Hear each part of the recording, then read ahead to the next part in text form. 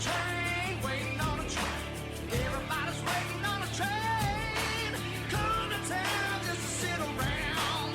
Everybody's waiting on a train. I know a good little bit of band with all these growth campaign. Same exit at 55, and it makes me mad. Am I still waiting on a train? Waiting on a train, waiting on a train. Everybody's waiting on a train. Come to town just to... Welcome to a new episode of the Boardroom Podcast. I am Ward 4 Alderman Chad Wicker, riding solo today. Just been a crazy end of the year for Ben and I. I think many people know last year I started a jail consulting business and been on the road traveling some. Ben has been busy. He has a very active kids playing sports and also in his career. So we've missed I guess about a month since we've had a podcast, a little over a month. And so I felt it important that we, at least I get on here and, share some updates from the last couple board meetings that we missed and get a show out. So, we both enjoy doing this, but, it doesn't pay the bills, so we have to actually work and do other things. And so we're going to go over the last three board meetings, and also going forward, I think Ben and I have talked, we're going to try to be a little more consistent with our shows and have one every 2 weeks or so following a board meeting. And so sometimes that show may just be me or just me and Ben, or hopefully me and Ben, but also maybe me and a guest, or Ben and by himself, or Ben with a guest, to make sure we can get a show out. So with that out of the way, let's jump into the last, like I said, we hadn't had a show since the end of November, so it's been three board meetings that we have not put a show out. So we're going to talk about some of the highlights from those shows. Also at the end, I think I'm going to bring up a little bit about the Mississippi State legislator just started back yesterday, and so talk about some of the things that coming out of Jackson that may affect us and put that out there for people. So appreciate everybody listening, and let's get into it. So going back to the meeting we had on December 2nd. Going to talk about a few things there. One being the recognition of the Hernando High School girls cross-country team for winning the 7A state championship.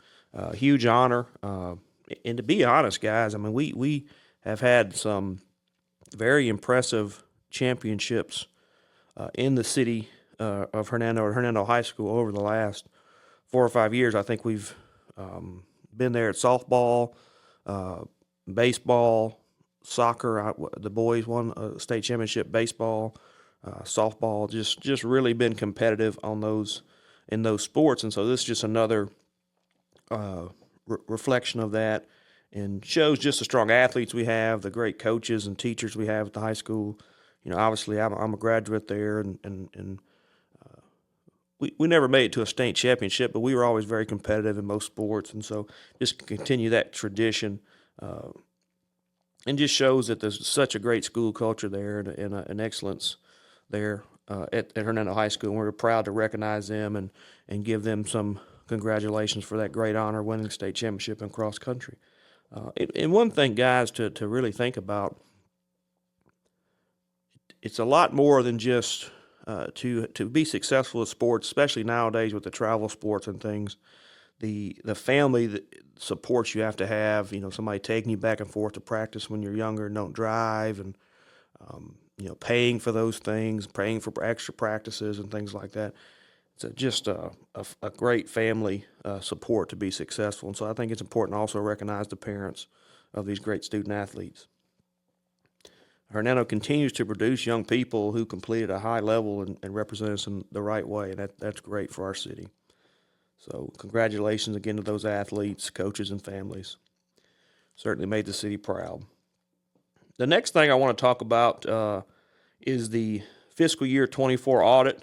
Was presented at that December 2nd meeting, and there was no negative findings awarded. So In Mississippi, the state of Mississippi, the fiscal year runs from October 1st to September 30th of the next year. So when we say fiscal year 24, this is going back into October of 23 until September of 24. So this is the most recent audit that was completed. You know, a city audit is one of the most objective checks you can get on whether public money is being handled properly, whether processes are being followed, and whether financial reporting is accurate. And so when you hear negative findings, that tells you the public, tells the public a few things. The city is operating with sound financial controls. There's record keeping and reporting are in order, and we are not dealing with any kind of red flags that lead to bigger problems later. Does it mean everything is perfect? No, but it's a strong indicator of responsible management, and that's something I think citizens should expect and demand. And I know, I hear this from time to time from people, and that there's a rumor, I guess is what you would call it, that the city's in terrible financial shape and on the verge of bankruptcy and things like that. And that's just not accurate. Certainly, we have just like a lot of small cities our size in Mississippi and really across the country.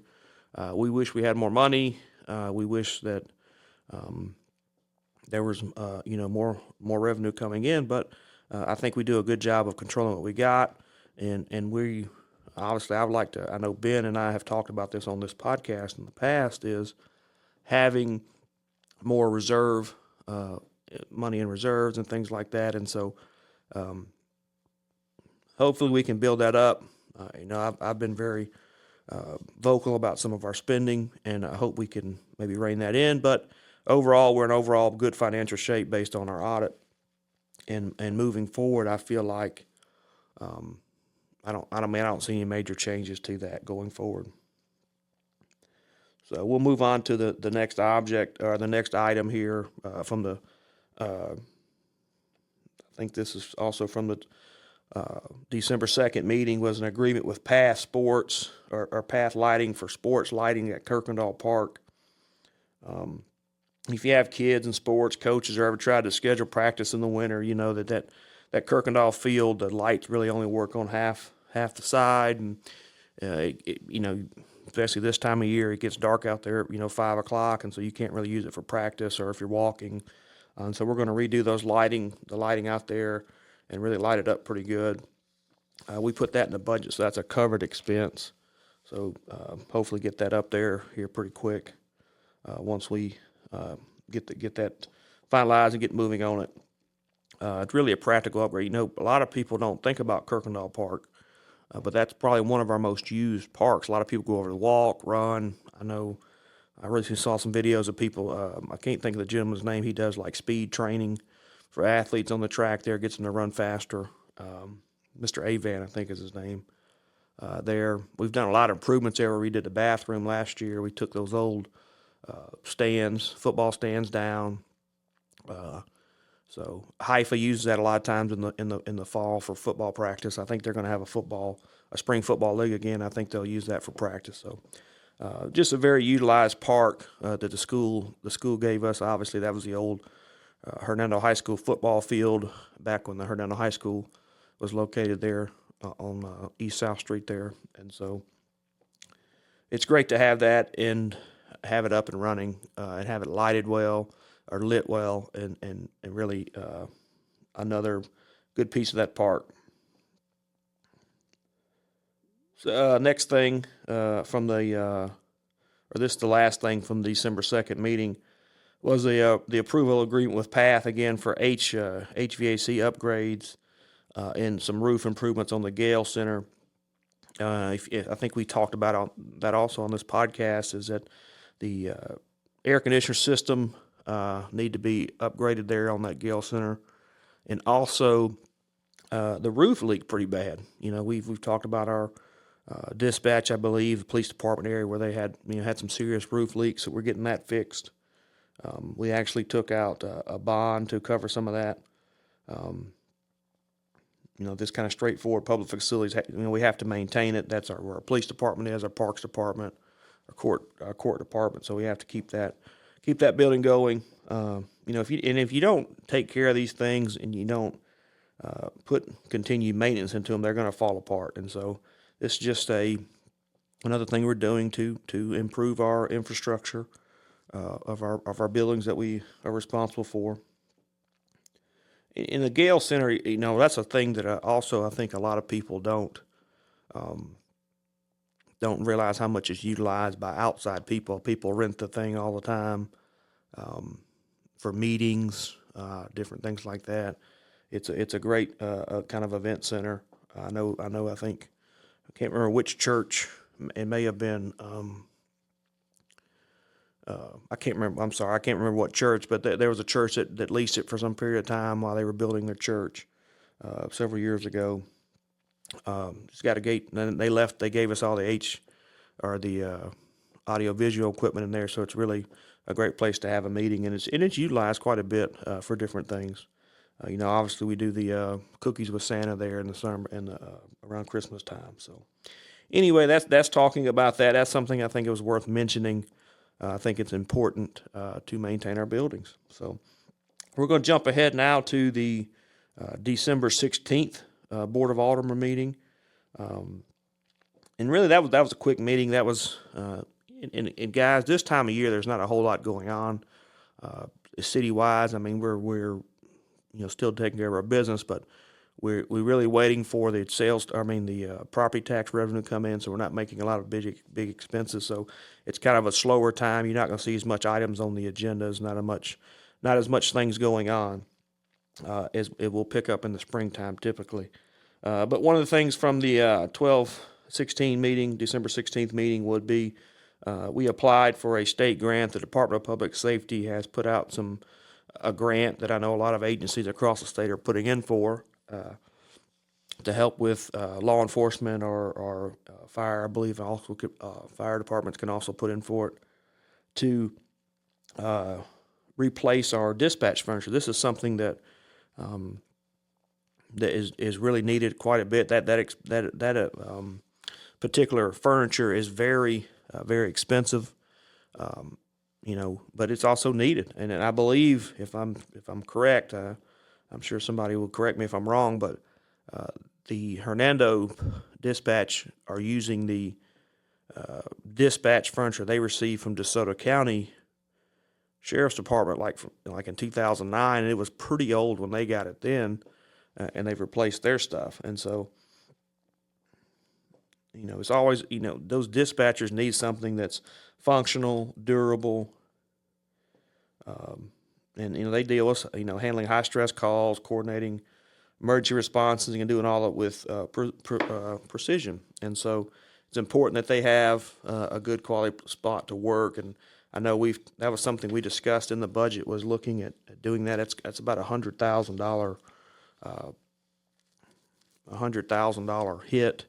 But this is a 50-50 match grant. So if we are successfully awarded the grant, we'll be able to get that for, kind of half off. So that's something we'll look at. And I know there was some discussion about if we do get the grant, how we're going to pay for that. And I think the police chief mentioned that he maybe could find some wiggle room in his budget with that. And so also, when we set a budget, a lot of times we'll, like for example, with the police department, they may be slotted X amount of employees. Well, they may go a period of time when they have an open slot. So that money is just kind of stacking up there. So there's always a little cushion there, especially when you have fire department, police department, things like that, where you have a lot of turnover with your employees. You're going to have a little cushion in your budget. And so I think we'll be able to make that work if we're successfully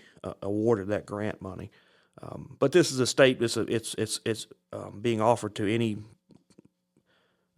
sheriff's department or police department in the state of Mississippi. So I think it's going to be pretty competitive. We'll see what turns up. So, and that's really all from that December 16th meeting. A relatively quick meeting. So. There was some discussion about an executive session that I can't really speak about that will probably come out later, but it's hopefully some economic development news that's going to be coming up. So now let's jump to the meeting from last night, the most recent meeting. This is from January 6th of 2026, believe it or not. We're already in the new year, and had a few things we want to bring up from that meeting. Again, while I'm thinking about it, we always want to thank the Boy Scout Troop 141 for coming to our board meetings and leading the pledge. That's something that we always, we always thankful for, and they do a good job at that. And if anybody watched the meeting, the mayor had a hard time saying anesthesis, and so I just want to show him I can say it. It's anesthesis, okay? So anyway, the first item there that we need to talk about, or I want to talk about, is the approval to send the mayor and 3 aldermen to Washington, D.C. As part of the DeSoto County Economic Council Economic Development Conference. Specifically, we want them to lobby for infrastructure funding on behalf of the city of Hernando. This is something that, we do every year, at least every couple years. Go up and get some face time with your state or your federal senators and your representatives. And this is something that's done by, it's not just the city of Hernando going, it's the city of South Haven, Olive Branch, county supervisors, all the major cities, and also representatives from DeCrua to just lobby on behalf of the county. And our biggest issue here is infrastructure. That's no secret. And so that's what most of our priorities are about. I think we're going to talk about that at the end of the episode about state legislative priorities and things like that. But it's just something we need. We're a growing community, and so I think it's important that we send people up there to, present some clear priorities, build some strong partnerships, and build relationships with people and agencies that decide where that federal money goes. This, as Mayor Johnson has said, and some other people, these types of meetings are what led to the construction of I-269 through Hernando, the actual formation of DeCrua, which is the DeSoto County Regional Utility Authority, and some other, major improvements to DeSoto County to help with the growth and the expansion that we're seeing in our county. And so it's important we send up there. I know some people, travel always kind of raises some eyebrows, and I certainly understand that. But there's a difference between travel for appearance and travel for outcomes. And I think these meetings have been fruitful. I went a couple years ago, and when you're able to sit down with, Cindy Hyde-Smith or Senator Roger Wicker and, just get some face time with them and let them see the priorities that we have here. And they know, we have a good relationship with those senators, but just being able to sit down face to face and listen to them and talk to them and say, hey, this is what we need, especially as a group effort, and say, hey, we're all on the same page.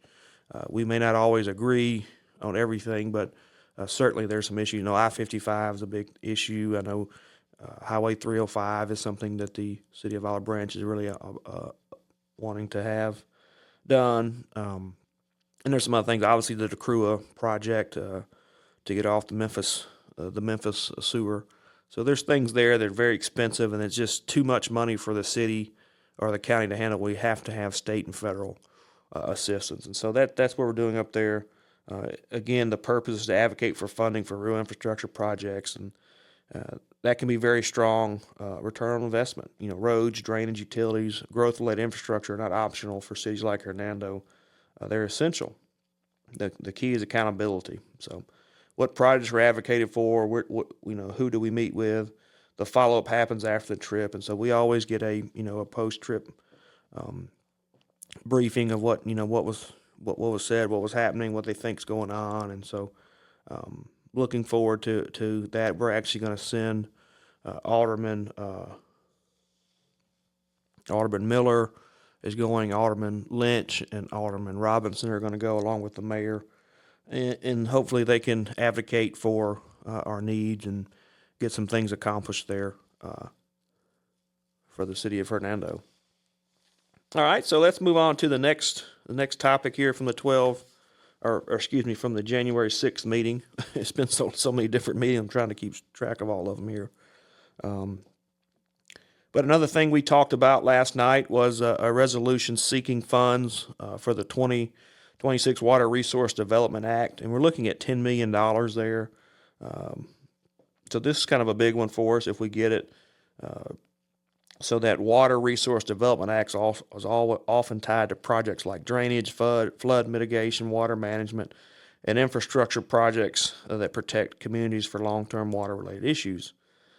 And if you've lived in North Mississippi long enough, you know water problems do not fix themselves. They get worse with growth. More rooftops and pavement means more runoff. A system that worked 20 years ago may not work now, and that's certainly the case. We're seeking $10 million with some matching money. I think this is 80-20 match, and we can also use some other mechanisms to fund our part of the match, so we can maybe get that money without putting a lot of city funds into the pot. I think from listening to the mayor and I think the goal for this money is to complete the sewer project at Green Tea. We initially went to bid on that, or went to do that project, and it had, I think, doubled, almost over 100% increase in what it was going to cost. I think it's around $7 or $8 million for that particular project now. So I think that's where a bulk of this money, if we get this money, that's where it was going. It's going to go to, and hopefully we're successful with getting this money. You know, we apply for a lot of grants. Sometimes we get them, sometimes we don't. So we'll see what happens with this. Something exciting. Maybe we can get that done. I know the people in Green Tea have waited a long time for that sewer, and I don't blame them. They should, in my opinion, when a city annexes a particular area, they should have a plan for providing them services like sewer, things like that. And so I don't think we did that at the time. I wasn't, when we annexed the Green Tea area there, I was maybe still in high school or just out of high school. And so I don't think the city really had a plan. I think they were just, getting that area so nobody else did. But anyway, that's the situation we're in. We're trying to rectify it. This current board is. And so we'll move forward with that and see what happens. Moving on to another area I want to talk about here from the January 6th meeting or last night was approval of MP Design Group for the Gale Center upgrades using an MDA grant. This grant I think is for had some I'm trying to think the best way, economic restraints, so it's kind of more for like a low income area, and the only area that qualified was the area over kind of around the Gale Center. So the Gale Center is what we're looking at doing. This is adding some parking, some handicap parking spots, some additional parking there, some kitchen appliances and things tied to the MDA grant, focused again on low income areas. Again, grants tied to community development and underserved areas are intended to improve access and quality of public facilities. And the Gale Center, like I said earlier, is used quite a bit for programming, events, services that serve the public, especially families and community groups. And these upgrades can be meaningful. I think obviously if you've ever been to the coaches meeting over there or anything like that, they need additional parking. And parking and kitchen capacity are not fluff. They determine what the building can actually support. Better infrastructure means a useful programming and a better experience for the public. When you use grant dollars properly, you can improve services while reducing the burden on local taxpayers. We were talking about earlier about our audit and the financial shape of the city. This is a way we can relieve some of that burden and not having to put city funds up to accomplish different things. So that's kind of a recap of the last 3 minutes. Again, it's kind of a slower time of the year, not a whole terrible lot of important things going on. We will have, I think, the next meeting on the 16th, I think is the next, the next meeting will be on the 20th. Probably going to have some things there. I know we have I'm trying to think what we call it, ordinance committee meeting, where we're going to review some of our city ordinances and go over possibly making some changes to some of those things. I think that's going to be some things on the next agenda that we'll talk about, and that should be something interesting to a lot of people. I think we're going to change some of the uses on C2 zoning. This deals with, what can go in. This is, gas stations, things like that. So that's something to look forward going forward. Also, as things pick up, we'll address them. So closing this episode, I want to talk about a little bit about the Mississippi legislative session and some things that are, you hear is going to be coming up in the session. So let's shift a little bit from city government to our state government. I follow this pretty closely, so I think I can provide a little insight here, and I know Ben does that as well, and so we'll jump into it here. The Mississippi legislative session started yesterday at noon. They gavelled in, and I think there's about I would say probably three major issues that are expected to get a lot of the attention this year. And those are educational reform, and there's big talk about school choice and some things like that. Also, reform to the state retirement system. That's PERS. That's been a big discussion topic, especially recently. And then lastly, the lieutenant governor has put out a proposal to reorganize the state government. Maybe combining some commissions and boards together and things like that, reducing the number of employees in state government.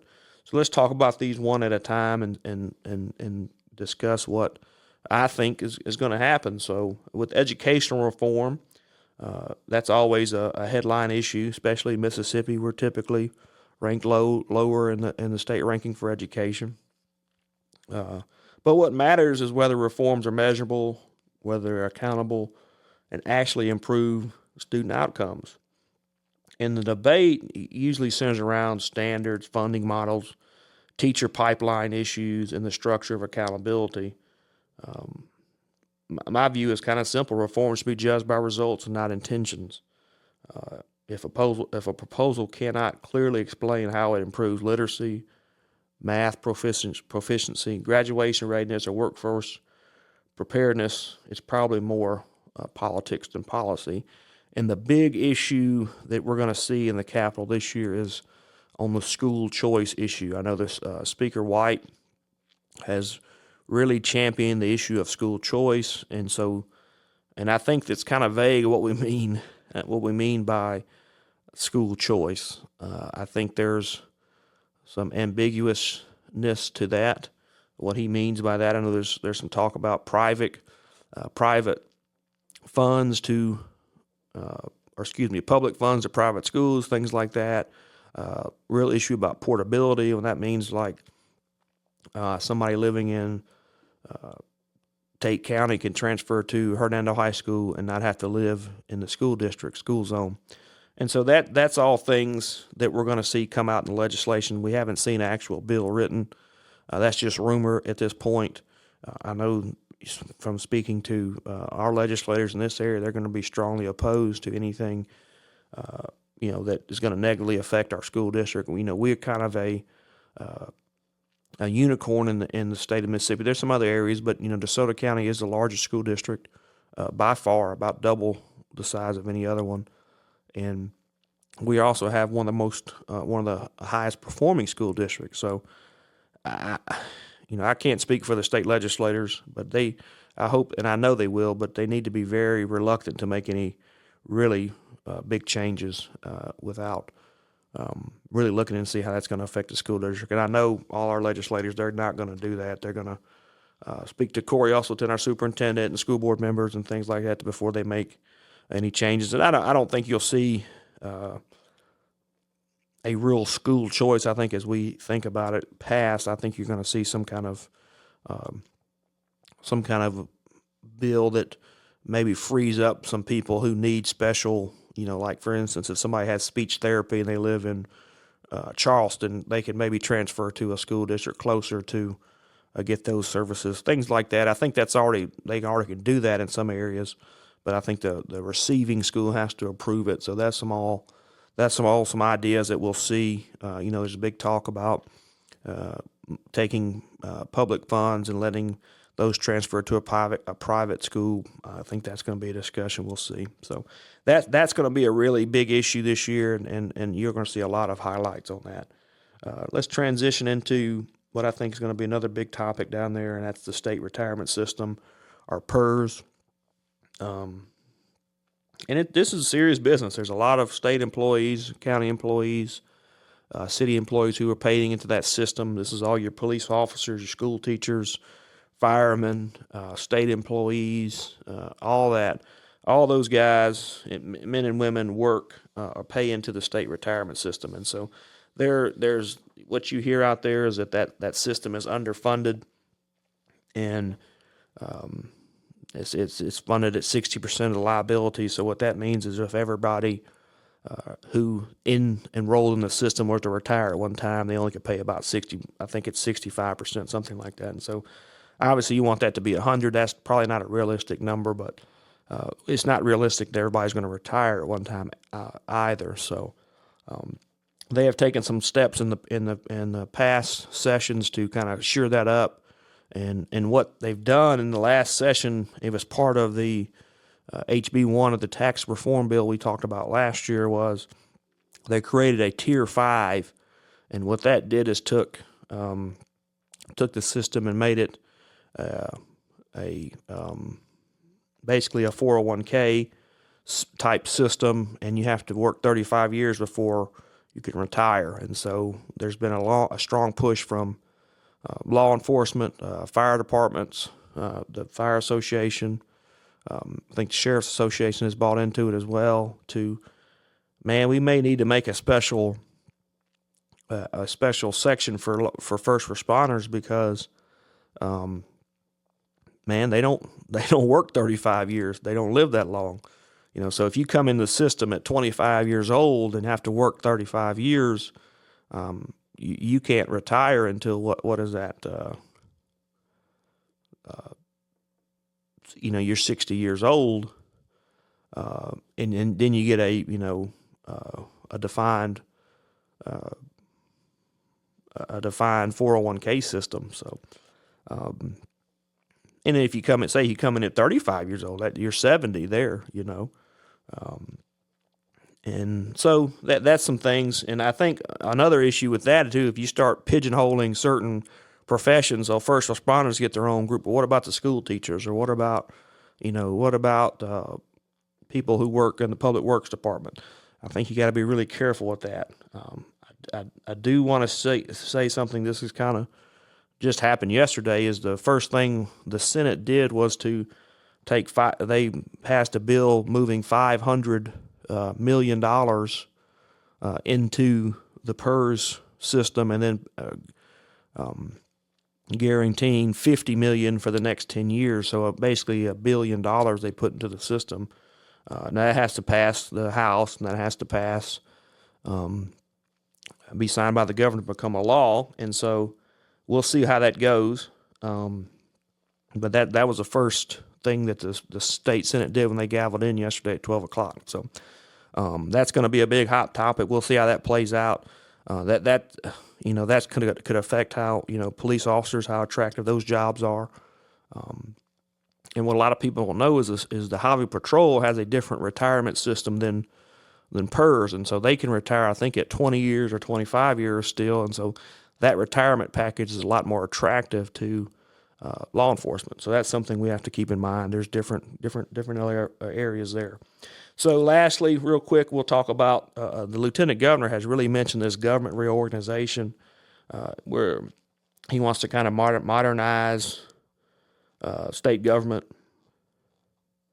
So if reorganization reduces duplication, improves service delivery, and clarifies accountability, it could be a win. It creates if it creates confusion, disrupts continuality, or becomes a power struggle between agencies, it can do real harm. So we're going to see. Hadn't been a lot of clarity on what he means by that. If you cut budgets and things like that, or you cut jobs, how that affect the productivity of the state government. Now, I do know there's a lot of boards and commissions and things like that out there that don't meet a whole lot, and so it probably does make some sense to at least look at that and see what happens. So anyway, we'll end it there. We're about 35 minutes in. Again, I appreciate you listening to our show, and we always try to put information out there and try to give people just a kind of a non-biased look at what we did in our board meeting, just to be transparency is the goal, and we enjoy doing this. So that's the whole thing. Again, we covered the December 2nd, December 16th, and January 6th, 2026 board meetings, and talked about the some of the things I think is going to be in the legislature and be a big deal. So again, thanks for tuning in. Look forward. We'll be back in a couple of weeks with another episode. And if you ever have any questions about anything with the city of Hernando, you can always reach out to any of the aldermen, but me particularly, or Alderman Piper, and we'll be glad to help you the best way we can. So anyway, until next time, I'm Chad Wicker. Thanks for listening. Waiting